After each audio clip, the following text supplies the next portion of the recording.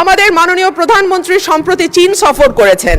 আমি আপনার মাধ্যমে মাননীয় স্পিকার আমি জানতে চাই চীনের কাছ থেকে আমাদের ঋণের কোনো আশ্বাস আমরা পেয়েছি কিনা, পেয়ে থাকলে সেই ঋণের আশ্বাসের পরিমাণ কত, কিংবা বাংলাদেশে তারা কোনো বিনিয়োগ করবে কিনা এরকম কোনো আশ্বাস এসছে কিনা সেটাও আমি আপনার মাধ্যমে জানতে চাইছি। মাননীয় স্পিকার, আপনাকে ধন্যবাদ। মাননীয় স্পিকার, প্রতি বছরই বাজেট দেওয়ার সময় আমরা নির্ঝরের মতন স্বপ্ন দেখি এবং সারা বছর ধরে সেই স্বপ্নভঙ্গের ফল আমাদের ভোগ করতে হয়।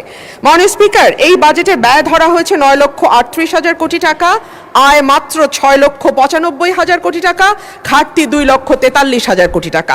এটুকু হলেই হতো মাননীয় স্পিকার, কিন্তু আয় 6,95,000 কোটি টাকার যে লক্ষ্যমাত্রা ধরা হয়েছে সেটা কোনো বছরই এই আয় রাজস্ব আদায় করা যায় না। ফলে যেটা হয়, ঘাটতি বাড়তেই থাকে এবং সেই ঘাটতির জন্য আমরা দেশি বিদেশি ঋণ কিংবা বিনিয়োগের উপর নির্ভর করি।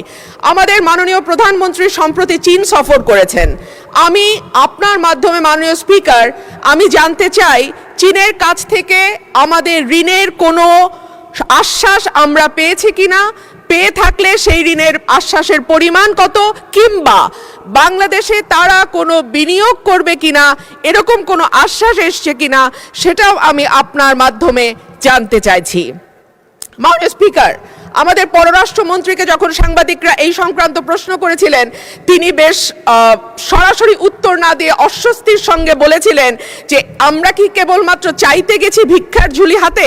না মাননীয় স্পিকার, আমরা কেউ আশা করি না যে বাংলাদেশের মন্ত্রী মিনিস্টাররা দেশের বাইরে ভিক্ষার ঝুলি হাতে ভিক্ষা করতে যাবেন। তবে একই সঙ্গে বাস্তবতার ব্যাপারে চোখ বন্ধ করে থাকলেও তো হবে না, কারণ আমাদের ঘোষিত ঘাটতি হচ্ছে 2,43,000 কোটি টাকা এবং সেই একই সঙ্গে গত 4 বছর ধরে বাংলাদেশে চলমান উচ্চ মূল্যস্ফীতি, অর্থনৈতিক প্রবৃদ্ধির মন্থর গতি, বেসরকারি বিনিয়োগের স্থবিরতা, রাজস্ব আহরণে বড় ঘাটতি, খেলাপি ঋণের বৃদ্ধি, ব্যাংকের তারল্য সংকট, জ্বালানি সরবরাহে অব্যাহত সীমাবদ্ধতা ইত্যাদির মুখোমুখি চলছি আমরা। সুতরাং